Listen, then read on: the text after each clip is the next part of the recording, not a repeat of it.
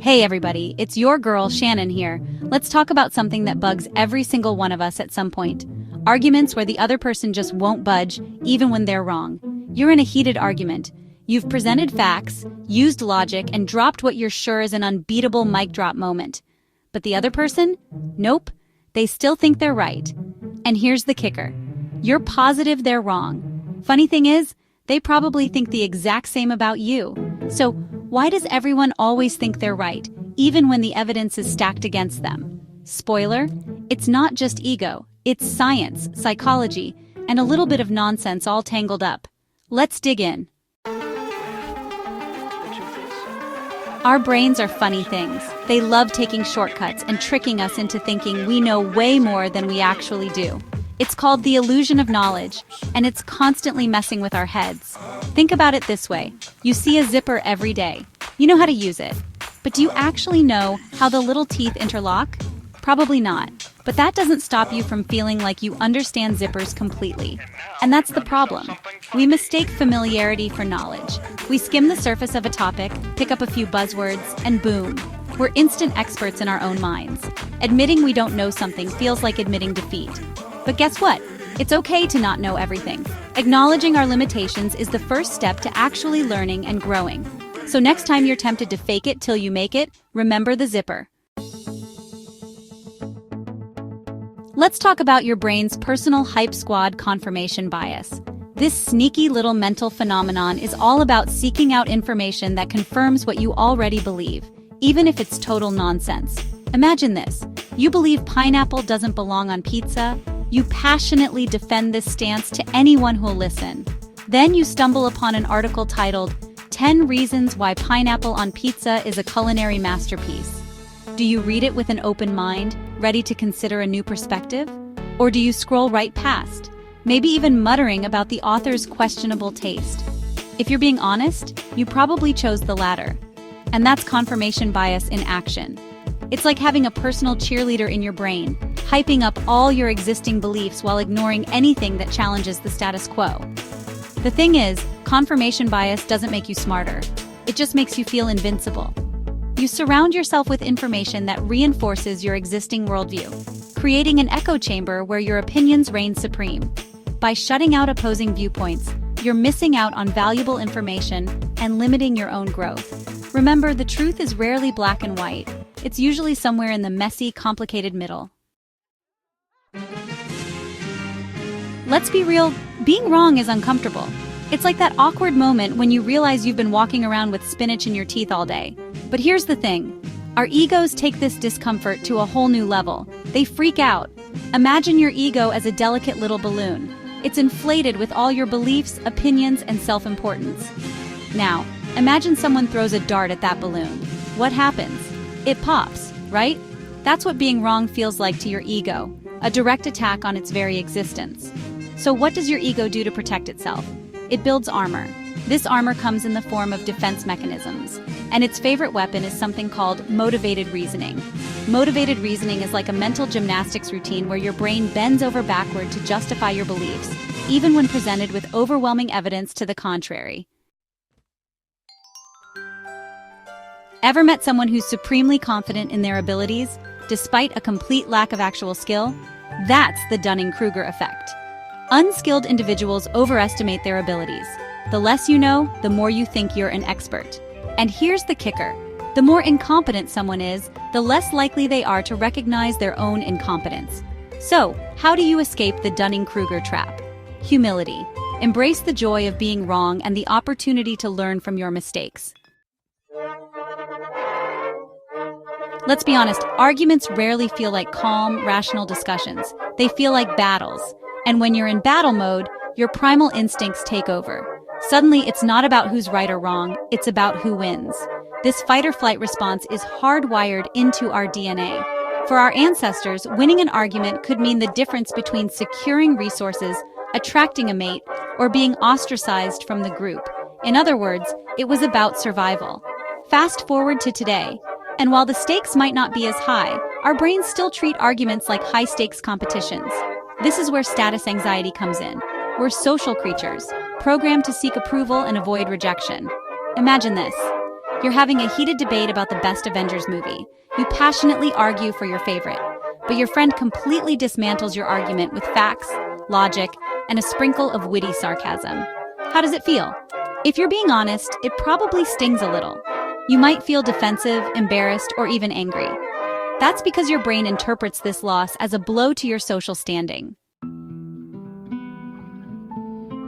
We tend to think of our memories as infallible recordings of the past, but the truth is far more slippery. Our memories are surprisingly unreliable, prone to distortions, biases, and outright fabrications. Imagine your memory as a game of telephone. Each time you recall an event, you're essentially retelling the story. And with each retelling, subtle details can change, be omitted, or even be added. This is especially true for emotionally charged events, like arguments. Let's say you and your partner had a disagreement about whose turn it was to unload the dishwasher, a classic relationship conundrum. You vividly remember them storming out of the room, leaving you fuming with a sink full of dirty dishes. But your partner remembers it differently. They recall calmly explaining their point, then leaving to run an errand. Who's right? The truth is, both of you could be wrong, or more accurately, both of you could be remembering the same event through different emotional lenses, leading to vastly different interpretations. This is where confirmation bias rears its ugly head once again. Our brains are wired to seek out information that confirms our existing beliefs, even if it means distorting our memories to fit the narrative. Our brains are like fancy cars with two distinct driving modes: emotional thinking and rational thinking. Emotional thinking is like driving with the gas pedal glued to the floor.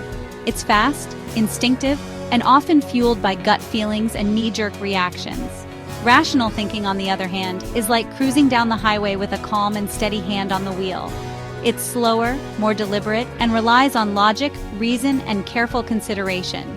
In an ideal world, we'd navigate arguments with our rational brains firmly in the driver's seat. We'd calmly present facts, weigh evidence, and arrive at a mutually agreeable solution. But here's the catch. When emotions run high, our rational brains tend to take a back seat, leaving our impulsive, easily triggered emotional brains in control. Think of it like this. You're watching a reality TV show, and two contestants get into a heated argument over a spilled glass of water. They're screaming, crying, and flinging insults like confetti. You're sitting on your couch thinking, seriously, it's just water, calm down. But here's the thing. When you're in the throes of an argument, your emotional brain isn't concerned with logic or proportionality. Remember those echo chambers we talked about earlier, the ones where confirmation bias thrives? Well, groupthink takes those echo chambers to a whole new level. It's like confirmation bias on steroids. Imagine this. You're hanging out with your friends, and someone brings up the controversial topic of pineapple on pizza. You, being a firm believer in the sanctity of pizza toppings, declare your unwavering opposition to this culinary abomination. To your surprise, everyone in the group nods in agreement. Suddenly, your once solitary stance feels validated, even amplified, by the collective agreement of the group. This, my friends, is the power of groupthink. Groupthink is a psychological phenomenon that occurs when a group of people prioritize harmony and conformity over critical thinking and individual expression. In other words, it's easier to go along with the group, even if you have doubts, than to rock the boat and risk being ostracized. This is especially true in online spaces, where social media algorithms and personalized feeds create echo chambers that reinforce our existing beliefs and shield us from opposing viewpoints. So, we've explored the psychological landmines that can sabotage even the most well-intentioned arguments. But don't worry, this isn't a doom and gloom scenario. The good news is that you can absolutely learn to argue smarter, not louder. It's about shifting your perspective, practicing empathy, and maybe even swallowing your pride every now and then. First things first, hit the pause button. When you feel that familiar surge of defensiveness rising within you, take a breath. Literally. Our brains are hardwired to interpret arguments as threats, triggering that fight or flight response. By pausing, you're giving your rational brain a chance to catch up and regain control. Next, ask yourself the magic question. Could I be wrong? I know it's a tough one. But seriously, approaching disagreements with a healthy dose of humility can work wonders. Remember, none of us has a monopoly on the truth. Now, here's the real game changer. Focus on listening, not just waiting for your turn to speak. We often enter arguments with our rebuttals prepped and ready to fire, but true listening involves quieting your inner voice, paying attention to the other person's words, and trying to understand their perspective, even if you don't agree with it. And finally, the hardest one of all, be willing to admit when you're wrong. So we've explored the psychological landmines that can sabotage arguments. But don't worry, this isn't a doom and gloom scenario. You can learn to argue smarter, not louder. Shift your perspective, practice empathy, and swallow your pride. First, hit the pause button. When defensiveness rises, take a breath. Our brains interpret arguments as threats. Pausing helps your rational brain regain control. Ask yourself, could I be wrong? It's tough, but necessary. Approach disagreements with humility.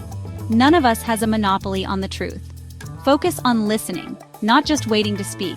We often have rebuttals ready. True listening means understanding their perspective. And finally, admit when you're wrong. At the end of the day, everyone thinks they're right because it feels safe, familiar, and comfortable.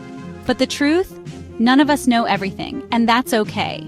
It's in those moments of uncertainty, those times when we're challenged to confront our own biases and assumptions, that real growth happens. So the next time you're in an argument, try to see it as an opportunity to learn, not a battle to win. Approach the conversation with curiosity. Listen with an open mind. And don't be afraid to admit when you're wrong. Now go forth and argue smarter, not louder. This is Shannon from Some Reasons Why. If you enjoyed this video, please give it a thumbs up and subscribe to my channel. I upload new videos twice a week, so hit that notification bell so you don't miss out. And don't forget to check out the suggested video popping up on your screen right now. Thanks for watching.